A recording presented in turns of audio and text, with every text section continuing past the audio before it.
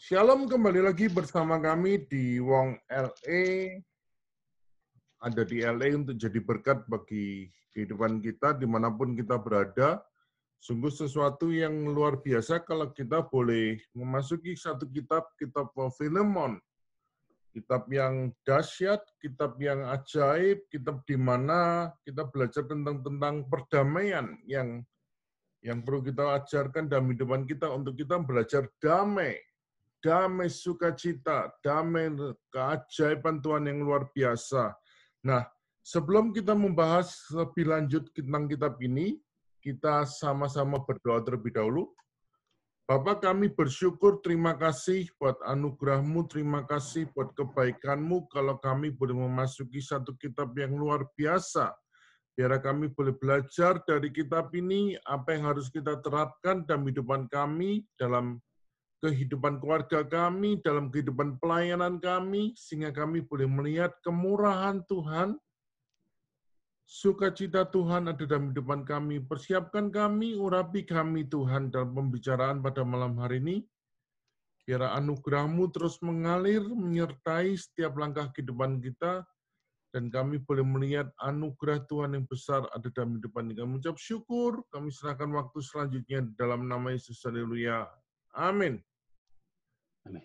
Bersama kami ada Pastor Jundi Aloy yang akan memimpin kami untuk membahas kitab Filemon ini. Waktu selanjutnya kami serahkan kepada hambanya. Ya, terima kasih Pastor Senfri. Shalom, kita berjumpa kembali dalam channel ini dan saya percaya kita akan diberkati dan mendapatkan sesuatu yang penting berkaitan dengan pembahasan kitab Filemon. Dan sebelum saya membahas lebih jauh, saya mengingatkan kita untuk kita men-subscribe, kemudian forward atau membagikan tayangan ini supaya orang lain juga mendapatkan berkat. Kemudian jika Bapak Ibu Saudara ada hal yang perlu didoakan, bisa di akhir tayangan ini ada nomor telepon, ada email yang bisa dikontak.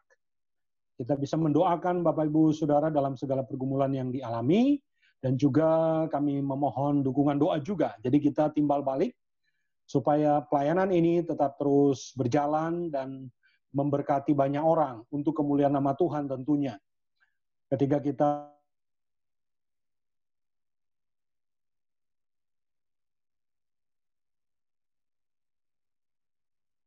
bersati, kita bersama-sama, dan melalui tayangan ini juga kita ketika menyimak baik-baik, memperhatikan baik-baik, kita akan mendapatkan garis besar perjanjian baru, khususnya kitab Filemon dengan lebih baik, sehingga kita dapat mengerti secara garis besar apa yang menjadi isi dari kitab ini. Dan ketika kita mendalami dengan lebih baik, kita akan mengakar dalam pemahaman iman kita, dan kita akan menjadi orang yang lebih kuat daripada sebelumnya. Kenapa? Karena pengenalan akan firman akan membuat kita kokoh tertanam. Ketika kokoh tertanam, maka angin badai apapun yang datang dalam hidup kita akan tetap terus berdiri. Kenapa? Akar kita kuat. Banyak orang berpindah, banyak orang kecewa, banyak orang kemudian khawatir, karena dia tidak tertanam dalam firman.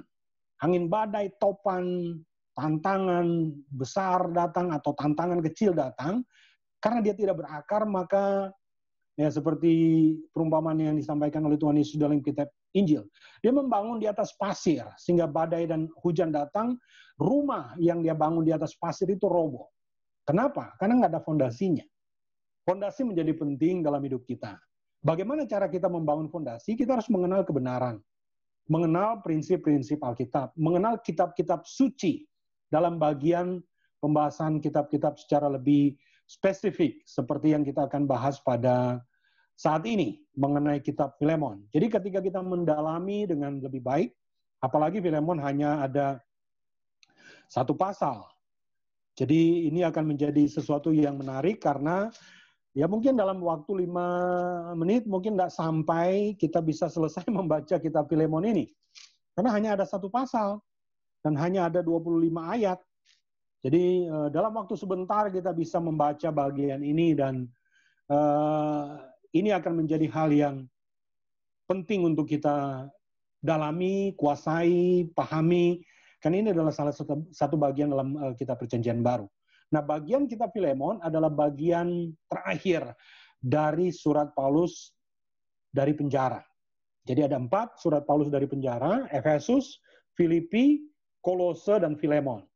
Nah, ini surat yang keempat dari Rasul Paulus ketika dia ada di dalam penjara. Nah, surat Paulus kepada Filemon ini adalah surat personal, surat pribadi, surat yang spesifik yang Paulus ingin sampaikan kepada Filemon. Nah, pertanyaannya, siapakah Filemon?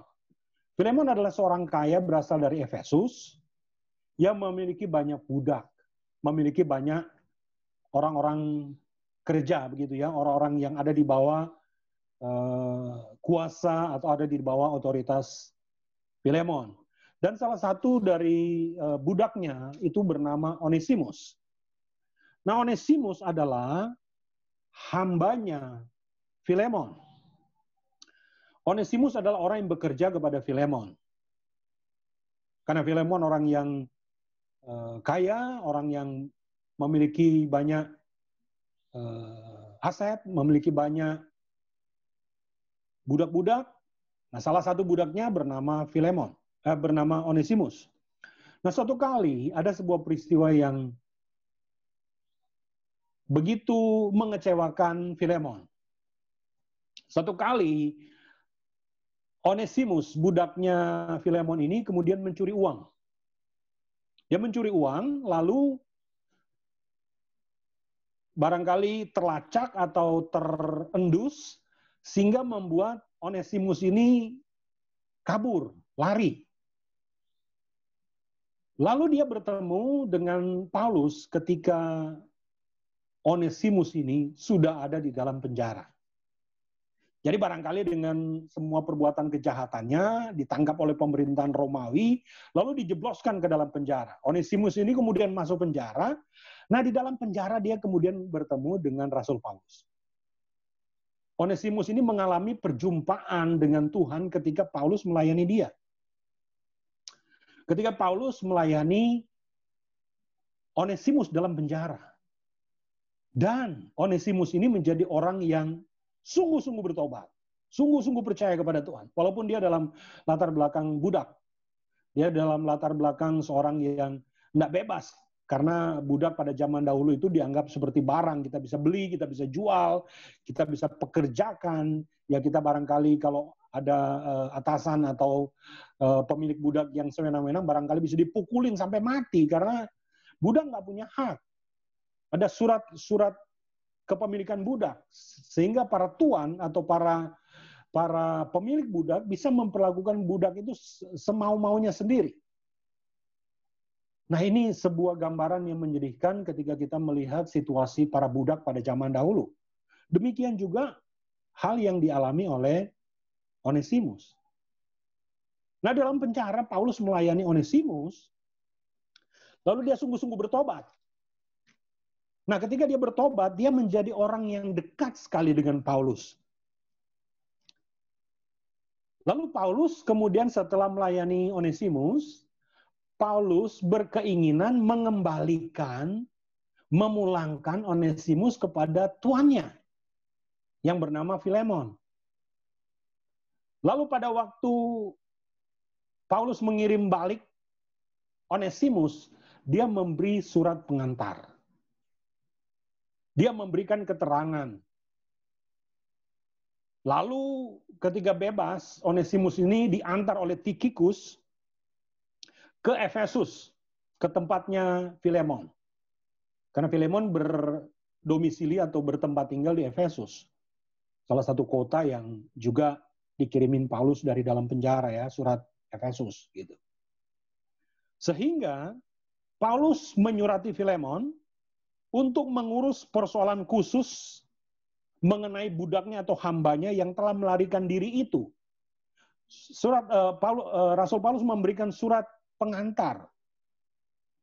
Karena ketika seorang budak itu melarikan diri, sebenarnya ada hukuman yang harus diterima oleh budak itu. Yaitu dia harus dihukum mati sebenarnya. Jadi berlaku hukum pada waktu itu ketika seorang budak melarikan diri, dia harus dihukum mati. Dan itu mengerikan, bukan? Karena dia masih belum bebas, tapi dia melarikan diri dari kontraknya begitu ya, kan karena surat kontrak itu dipegang oleh pemilik budak. Kalau dia kabur, wah itu mengerikan itu. Hukumannya mati itu. Barangkali kita pernah menonton atau melihat tayangan film yang berjudul Spartacus. Spartacus itu para gladiator yang ditampung oleh seorang bangsawan Romawi, lalu mereka dilatih untuk berkelahi di gelanggang arena, seperti gladiator itu, terus bertempur sampai mati. Dijadikan tontonan di pemerintahan Roma pada waktu itu. Di stadium. Ya. Jadi gladiator itu dipersiapkan. Nah, kalau gladiatornya lari, ya dia juga akan dihukum mati. Karena gladiator itu sudah dibeli oleh para bangsawan. Sama kayak budak. Budak kalau melarikan diri, dia akan mati. Nah, oleh sebab itu, Paulus kemudian mengirimkan surat pengantar ditujukan kepada Filemon untuk membuat Filemon menerima Onesimus sebagai orang yang sudah bertobat. Sebagai orang yang layak menerima kasih karunia Tuhan seperti yang dilayani oleh Paulus kepada pribadi Onesimus itu. Jadi Paulus akan mengirimkan kembali Onesimus kepada Filemon. Lalu Paulus memberikan pengantar. Sehingga ciri khas dari Filemon itu ada 3. Ciri khas dari Filemon itu ada 3. Yang pertama, surat ini adalah surat terpendek dalam Perjanjian Baru. Surat Paulus yang paling pendek adalah surat Filemon. Karena isinya hanya 1 pasal. 25 ayat. Sangat pendek. Ini berisi mengenai pengantar. Tadi saya sudah menjelaskan itu. Jadi ini surat yang paling pendek, surat terpendek dari Rasul Paulus kepada Filemon. Yang kedua, lebih daripada itu, di dalam bagian Perjanjian Baru, surat ini menjelaskan bagaimana Paulus dan gereja mula-mula menghadapi persoalan perbudakan Roma. Daripada kemudian menimbulkan pemberontakan bersenjata, Paulus mengemukakan prinsip-prinsip Kristen untuk memperbaharui perlakuan terhadap para budak. Para budak Roma khususnya. Sebagai seorang yang sudah Kristen, sebagai seorang yang sudah bertobat, dia memperlakukan budak itu dengan baik. Sehingga menjadi berbeda antara orang memperlakukan budak pada umumnya dengan perlakuan orang Kristen terhadap budak-budak yang mereka punya. Jadi Paulus memberikan sebuah penekanan yang berbeda ketika orang-orang pada zaman itu memperlakukan budak secara kasar, secara tidak manusiawi. Nah, Paulus memperlakukan secara lain. Dia mengirimkan balik Onesimus kepada Filemon, sang pemilik budak, dengan sebuah pengantar yang isinya adalah, nanti kita akan baca surat ini karena hanya 25 ayat, isinya adalah tidak lagi melakukan kekerasan terhadap budak-budak yang melarikan diri. Tetapi memperlakukannya dengan cara yang baik. Memperlakukannya dengan cara yang manusiawi. Sehingga ini menjadi sebuah pembeda antara perlakuan orang Kristen dan perlakuan oleh orang-orang yang bukan Kristen. Seperti orang-orang Romawi yang memperlakukan budak dengan semena-mena, waktu itu dipukulin, digebuk, dipenjara, kemudian dipecut, bahkan dihukum mati gitu. Mirip seperti para wanita yang berzina ya. Perempuan yang berzina atau yang berselingkuh itu dirajam batu sampai mati. Itu hukum yang terjadi di Israel. Tidak main-main. Ada kisah di dalam Injil di mana seorang wanita yang ketahuan berselingkuh atau berzina lalu dikejar. Lalu mau dilempari batu sampai mati. Karena hukum itu mengerikan sekali. Nah, sama juga dengan budak. Budak itu, kalau dia lari dari tanggung jawab, itu akan fatal akibatnya. Tetapi Paulus memperlakukan secara berbeda, karena Onesimus sudah bertobat. Dia menjadi rekan sekerja Paulus. Dia menjadi orang yang sudah ada dalam kasih karunia Tuhan, mendapatkan kasih karunia Tuhan. Jadi ini menghapuskan sama sekali perbudakan yang menjadi sistem pemerintahan Romawi pada waktu itu, ketika Paulus melayani Onesimus. Yang ketiga, ciri khas dari surat Filemon, memberikan pengertian tentang kehidupan Paulus, karena Paulus menemukan orang yang berharga di penjara. Seorang hamba, seorang budak, yaitu Onesimus. Dan bagi Paulus, Onesimus ini orang yang sangat penting. Karena tidak ada orang yang terlalu parah, terlalu rusak, terlalu berdosa. Tuhan bisa mengampuni kita. Karena kita adalah gambar dan rupa Tuhan. Tuhan bisa mengampuni, memaafkan. Tuhan bisa mengangkat kita dari dosa, sehingga kita menjadi orang yang sudah ditebus. Tidak ada dosa yang terlalu berat, terlalu parah, terlalu rusak di hadapan Tuhan. Sama dengan pengalaman hidup yang dijalani oleh Onesimus. Dia harusnya dihukum mati. Tapi karena Paulus yang sudah bertobat bertemu Tuhan, melayani Onesimus, Paulus melihat jiwa Onesimus ini berharga di mata Tuhan. Maka dia mengembalikan Onesimus kepada Filemon. Dan ini yang menjadi isi suratnya. Mari kita baca dan dengarkan. Saya akan baca dan kita dengarkan 25 ayat, satu pasal dari surat Filemon ini, supaya kita mengerti urutan kisah dari surat ini. Saya baca ya, Filemon 1, karena hanya satu pasal, ayat 1 sampai 25. Demikian bunyi firman Tuhan ya. Dengarkan, simak, perhatikan baik-baik. Dari Paulus, seorang hukuman karena Kristus Yesus, dan dari Timotius, saudara kita, kepada Filemon yang kekasih, teman sekerja kami, dan kepada Apfia, saudara perempuan kita, dan kepada Arkhipus, teman seperjuangan kita, dan kepada jemaat di rumahmu. Kasih karunia dan damai sejahtera dari Allah Bapa kita dan dari Tuhan Yesus Kristus menyertai kamu. Ayat 4, aku mengucap syukur kepada Allahku setiap kali aku mengingat engkau dalam doaku. Karena aku mendengar tentang kasih-Mu kepada semua orang kudus dan tentang iman-Mu kepada Tuhan Yesus. Dan aku berdoa agar persekutuan-Mu di dalam iman turut mengerjakan pengetahuan akan yang baik di antara kita untuk Kristus. Dari kasih-Mu sudah ku peroleh kegembiraan besar dan kekuatan, sebab hati orang-orang kudus telah kau hiburkan, saudaraku. Ayat 8. Karena itu sekalipun di dalam Kristus, aku mempunyai kebebasan penuh untuk memerintahkan kepadamu apa yang harus engkau lakukan. Tetapi mengingat kasih-Mu itu lebih baik aku memintanya daripadamu. Aku Paulus yang sudah menjadi tua, lagi pula sekarang dipenjarakan karena Kristus Yesus, mengajukan permintaan kepadamu mengenai anakku yang kudapat selagi aku dalam penjara, yakni Onesimus. Dahulu memang dia tidak berguna bagimu, tetapi sekarang sangat berguna bagimu maupun bagiku. Dia kusuruh kembali kepadamu, yaitu buah hatiku. Sebenarnya aku mau menahan dia di sini sebagai gantimu untuk melayani aku selama aku dipenjarakan karena Injil. Jadi Paulus itu dipenjarakan karena Injil, bukan penjara konyol karena melakukan kejahatan. Jadi Paulus itu betul-betul dipenjara, mengalami masa-masa di penjara, bukan karena kejahatan atau bukan karena apa-apa, tetapi karena Injil.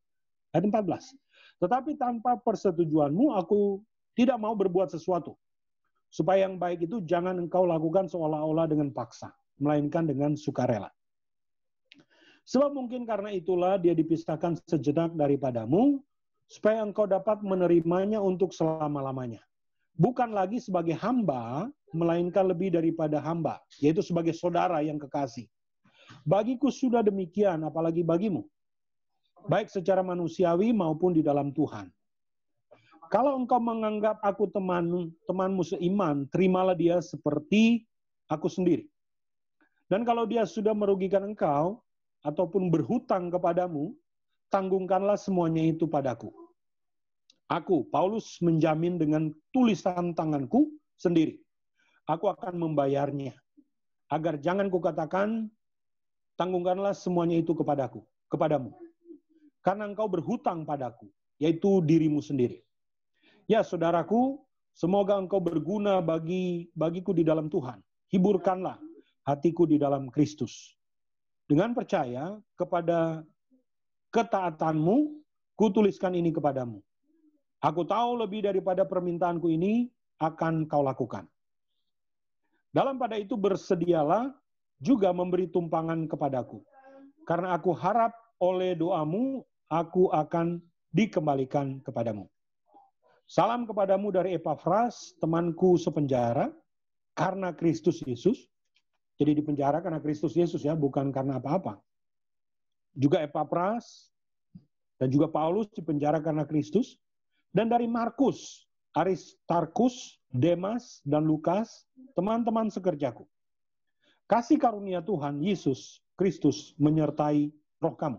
Nah, 25 ayat ini menjelaskan mengenai posisi Onesimus yang dikirim balik kepada Filemon. Paulus mengatakan bahwa segala yang dirugikan oleh Onesimus karena dia mencuri uang dari Filemon, biar ditanggungkan kepada Paulus, katanya. Tetapi sebenarnya Filemon itu berhutang jiwa kepada Paulus. Karena yang melayani sehingga Filemon bertobat adalah Paulus. Jadi kalau mau dihitung-hitung, sebenarnya Filemon juga berhutang sama Paulus, karena Paulus yang memberitakan Injil kepada Filemon. Ini Paulus katakan, sebenarnya kamu juga berhutang nyawa, berhutang jiwa kepada aku, kata Paulus. Maka terimalah Onesimus. Tapi Paulus juga dengan besar hati berkata, kalau ada kerugian finansial, kerugian keuangan yang ditimbulkan oleh Onesimus, biar Paulus yang ganti, biar Paulus yang bayar, begitu ya. Jadi ini soal hutang piutang. Hutang harus dibayar. Jangan dianggap lunas. Kewajiban harus diselesaikan, harus dikerjakan. Sama seperti perlakuan Paulus kepada Onesimus. Dia berkata kepada Filemon, ya udahlah hutangnya biar saya yang bayar. Tapi terima budaknya ini bukan lagi sebagai hamba atau sebagai budak, tapi sebagai rekan sekerja, sebagai sesama orang beriman, sebagai sesama orang percaya. Sehingga tidak ada lagi yang menjadi ganjelan gitu. Nah, ini perlu hati besar untuk menerima orang yang sudah bersalah kepada kita barangkali ya. Filemon harus memiliki hati besar. Barangkali banyak orang yang ketika uangnya dibawa lari atau dicuri, itu berat hati untuk mengampuni ya. Itu rasanya berat, apalagi uangnya banyak misalnya.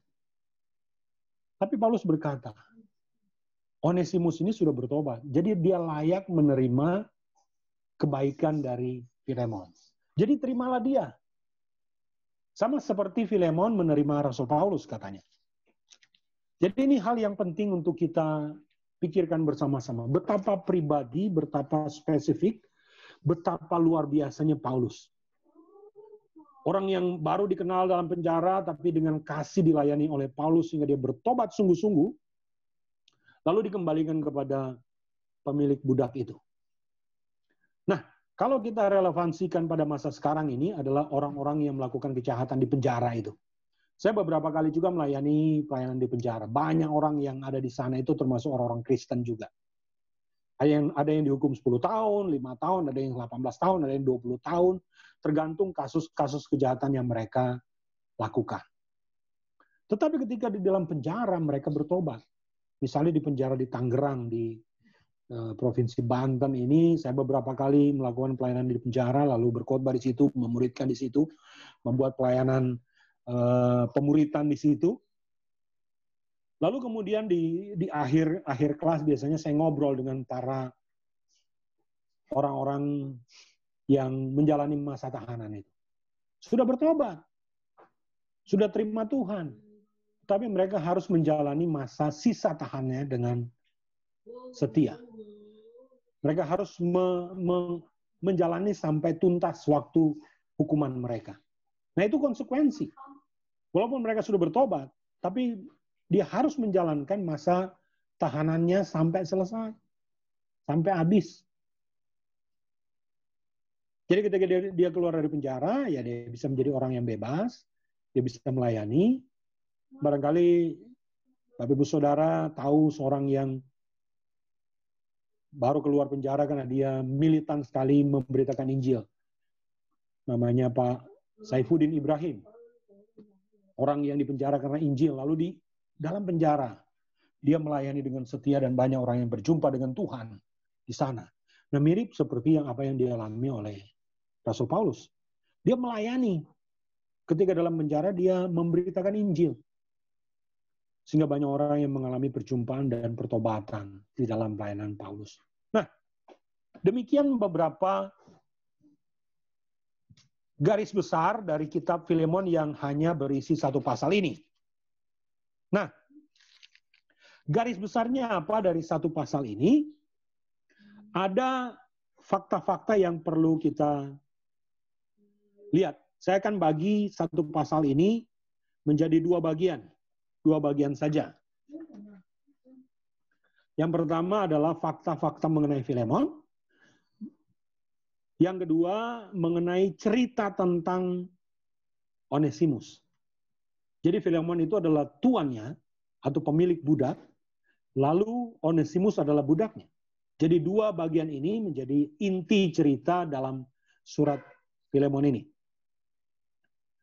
Jadi surat ini adalah sebuah permohonan pribadi dari Rasul Paulus yang kemungkinan besar dia berada di Roma, lalu mengirim surat kepada Filemon dan juga Kolose. Dua surat yang bersamaan ditulis oleh Paulus ketika dia berada dalam penjara Roma, yaitu Filemon dan Kolose.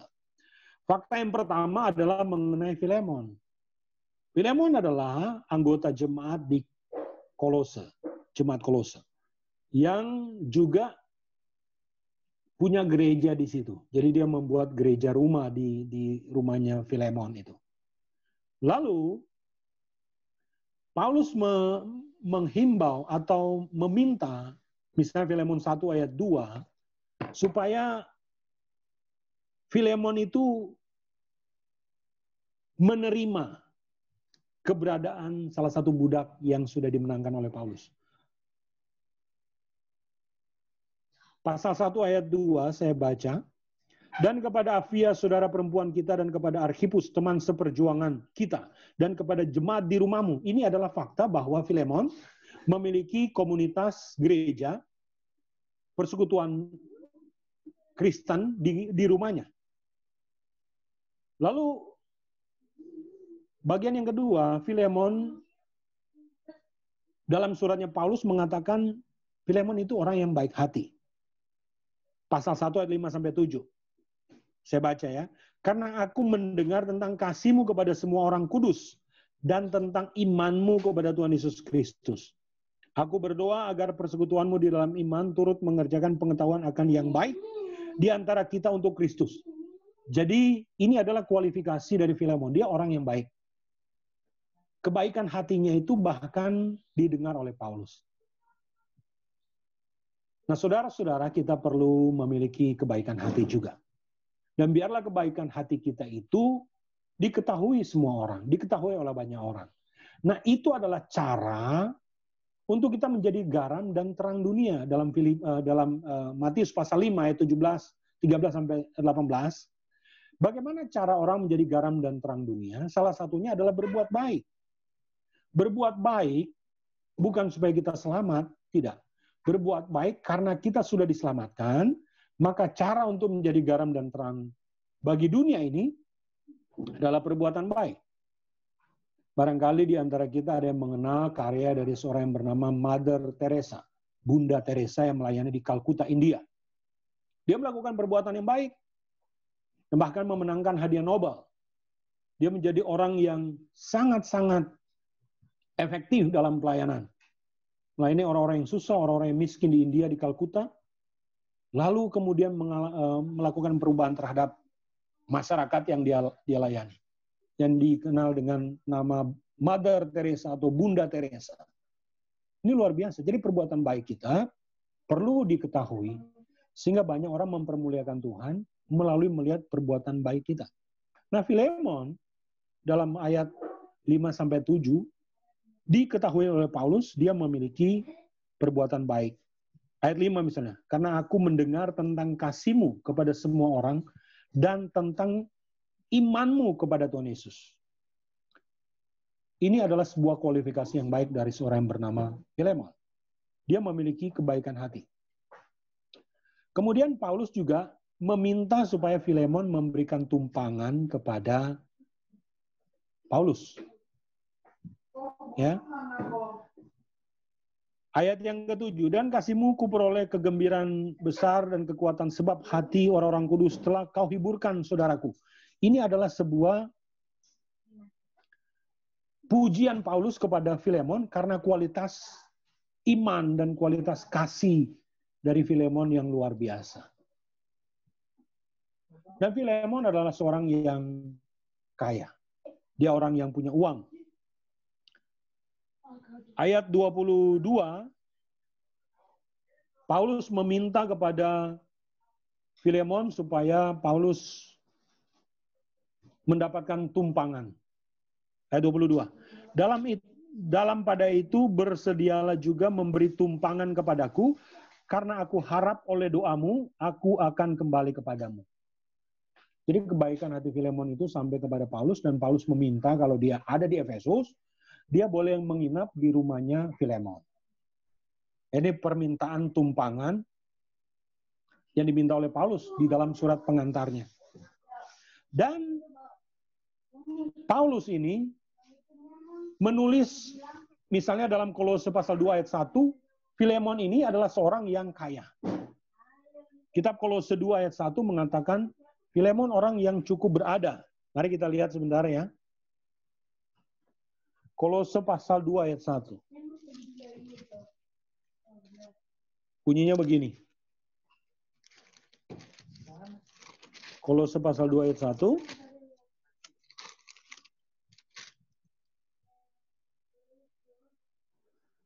Saya baca Kolose 2 ayat 1. Karena aku mau supaya kamu tahu betapa beratnya perjuangan yang kulakukan untuk kamu dan untuk mereka yang di Laodikia dan untuk semuanya yang belum mengenal aku pribadi, supaya hati mereka terhibur dan mereka bersatu dalam kasih, sehingga mereka memperoleh segala kekayaan dan keyakinan, pengertian, dan mengenal rahasia Allah, yaitu Kristus. Jadi, Filemon memiliki kualifikasi yang baik. Rumahnya juga besar. Ayat 2 dari Filemon 1 ayat 2. Dan kepada Afia, saudara perempuan kita. Dan kepada Arkipus, teman seperjuangan kita. Dan kepada jemaat di rumahmu. Rumah yang bisa menampung jemaat itu adalah rumah yang besar biasanya, bukan? Bisa dijadikan tempat ibadah. Dan ini kualifikasi fakta mengenai Filemon. Dia orang yang suka memberi, hospitality-nya baik, dia suka menyediakan rumahnya untuk tempat orang beribadah, dan dia sangat murah hati, sehingga Paulus betul-betul bersyukur kepada Tuhan karena kebaikan hati dari Filemon. Dan kelihatannya juga, karena kebaikan hati Filemon itu, Paulus kemudian meminta kepada Filemon untuk menerima Onesimus, budaknya yang melarikan diri itu. Menerima Onesimus yang dijumpai Paulus dan dilayani Paulus dalam penjara, lalu bertobat. Nah, itu fakta-fakta mengenai Filemon. Sekarang kita melihat fakta-fakta mengenai Onesimus. Dia adalah seorang budak Filemon yang melarikan diri, seperti yang saya sudah sampaikan tadi. Dia diduga merampok tuannya. Wah, ini kejahatan besar ya. Dia merampok rumah tuannya, lalu melarikan diri di Roma. Ya dasar orang berdosa ya. Tabiat dosa itu di mana-mana dia akan lakukan dosa biasanya. Dan dosa biasanya akan ditutupi oleh dosa yang lebih besar. Dosa kecil ditutupi oleh dosa yang lebih besar. Dan lama-kelamaan dia terus menumpuk dosa. Tanpa disadari hati nurani menjadi tumpul. Karena dosa yang kecil ditutupi oleh dosa yang besar, ditutupi oleh dosa yang lebih besar. Untung dia ketemu Tuhan di dalam penjara. Kalau enggak, orang-orang yang berdosa yang tidak bertobat itu berujung pada kebinasaan atau maut.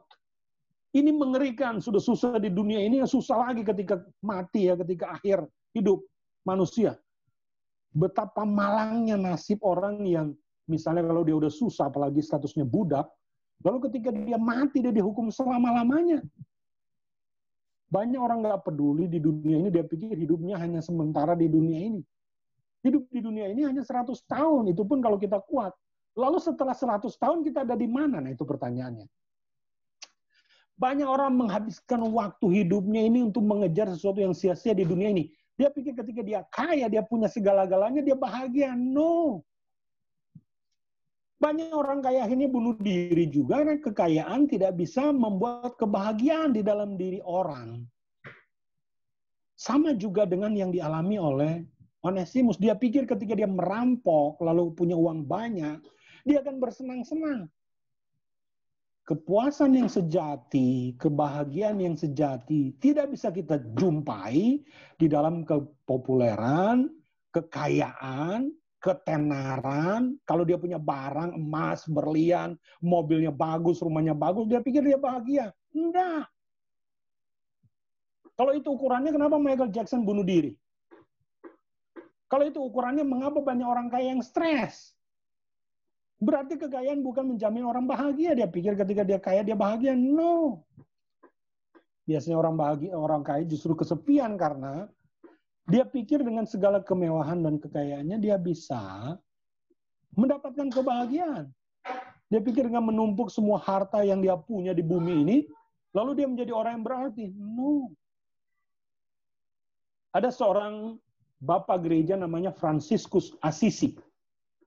Dia orang Perancis, anak bangsawan, orang tuanya kaya dan super kaya. Tapi tahukah apa yang dia lakukan ketika dia mengenal Kristus? Dia meninggalkan itu, lalu dia menjadi bapak gereja. Betapa banyak orang mengejar kekayaan, lalu kemudian akhirnya berbuat dosa karena kekayaan bisa membuat orang kehilangan hati nurani, kehilangan iman. Amsal berkata, ini sebuah ayat yang ekstrim. Jangan menginginkan kekayaan, karena dia seperti orang meminum air laut yang akan makin haus, makin haus, dan nggak akan bisa terpuaskan. Mengapa Tuhan mengajarkan kepada kita doa Bapa kami, berikanlah kepada kami makanan kami secukupnya. Karena manusia nggak ada puasnya, manusia tidak ada batasannya. Dia pikir dia mau meraup semua ini, dunia ini. So what kalau dia kaya? Memang kalau kaya, kenapa emang kalau orang kaya? Apakah ada nilai plus ketika orang menjadi kaya? Belum tentu. Biasanya kekayaan itu diambil dengan cara yang tidak benar biasanya. Seperti ungkapan dari Dono Kasino Indo. Sebuah ungkapan yang terkenal, dia bilang, memang begitu orang kaya. Dia pikir dia mendapatkan kekayaan itu secara benar. Karena biasanya tipu-tipu orang, biasanya melakukan kecurangan, tipu-tipu biasanya. Karena manusia itu cenderung berdosa, nggak bisa mendalami hati manusia. Hati manusia itu busuk, hati manusia itu gelap, hati manusia itu penuh dengan kepalsuan. Nah, hal yang dialami oleh Onesimus adalah sebuah representasi dari kebanyakan orang pada zaman sekarang ini. Dia pikir ketika dia merampok semua kekayaannya, lalu melarikan diri ke Roma, dia tidak bisa dikejar lagi. Ya dasar manusia berdosa, kan tabiatnya dosa. Di Roma pun dia akhirnya melakukan dosa. Lalu ditangkap oleh prajurit Roma, lalu dijebloskan ke dalam penjara.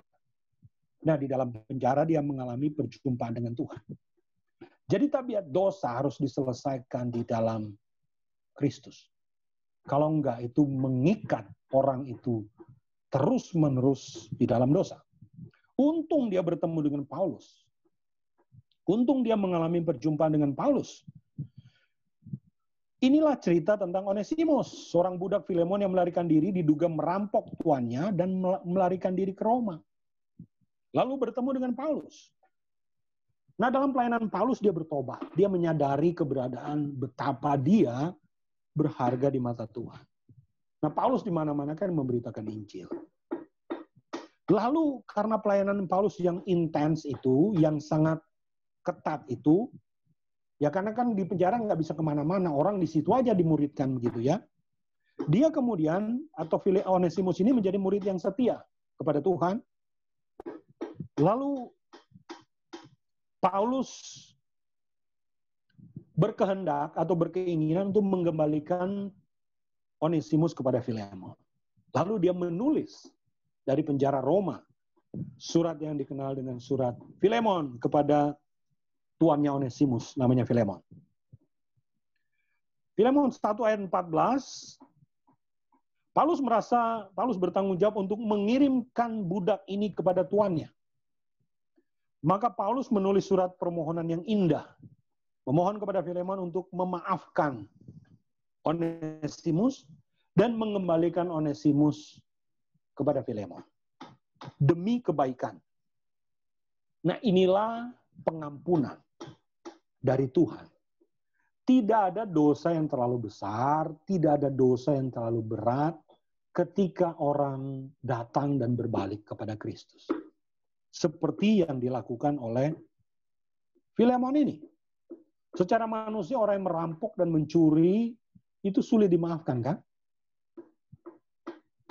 Misalnya kalau ada orang tipu kita dan membuat kita bangkrut, susah misalnya, apakah kita masih bisa menerima orang itu? Rata-rata susah ya. Rata-rata orang kepingin balas. Nah itu tabiatnya manusia, balas-membalas biasanya. Itu hukum perjanjian lama.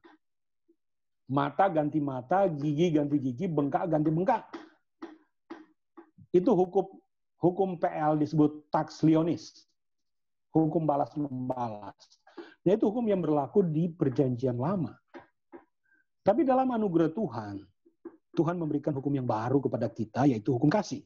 Nah, Paulus menginginkan Filemon mengasihi dan mengampuni Onesimus. Dan dia mengirimkan surat yang kita kenal dengan surat Filemon. Sehingga kita tidak terjerat oleh ikatan-ikatan yang bisa membuat kita dendam kepada orang. Kita terlepas dari sakit hati dan terlepas dari rasa marah karena kita ditipu orang misalnya. Atau kita dikerjain orang misalnya. Itu akan membuat jiwa dan spirit kita menjadi rusak kalau kita terikat pada situasi itu.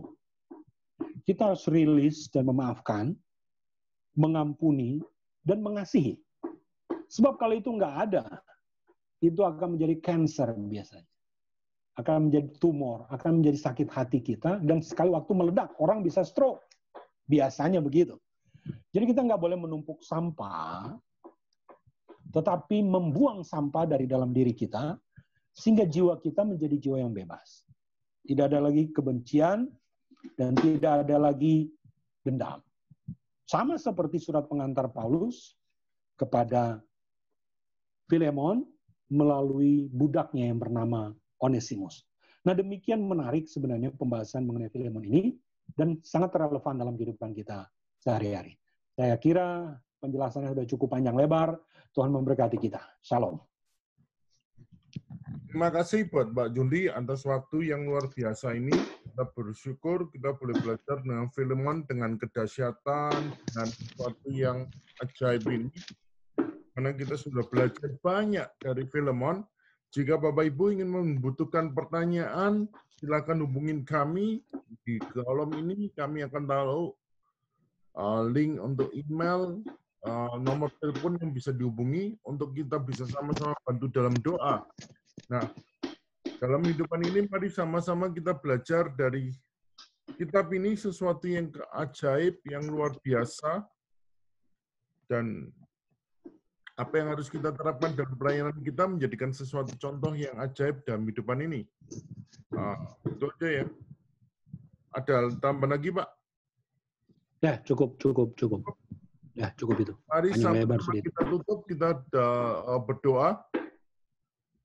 Ya. Terima kasih Tuhan buat anugerah-Mu, terima kasih buat kebaikan-Mu kalau kami boleh belajar dari kitab ini untuk kita terapkan dalam kehidupan kami, untuk kami boleh melihat anugerah Tuhan yang besar, kasih anugerah Tuhan yang ajaib dalam kehidupan kami, dan boleh mengimpartasikan setiap hal dalam pelayanan kami untuk melihat kemurahan-Mu, Tuhan kerjakan dalam hidup ini. Kami mengucap syukur ke Tuhan yang ajaib, ke Tuhan yang luar biasanya. Dalam nama Yesus, haleluya. Amin. Amin. Amin. Amin. Terima kasih buat Pak Junri buat waktunya. Sampai ketemu di lain kesempatan dan kami boleh terus membahas kitab per kitab dan kami boleh berkati dan setiap pendengar boleh diberkati. Halo? Halo.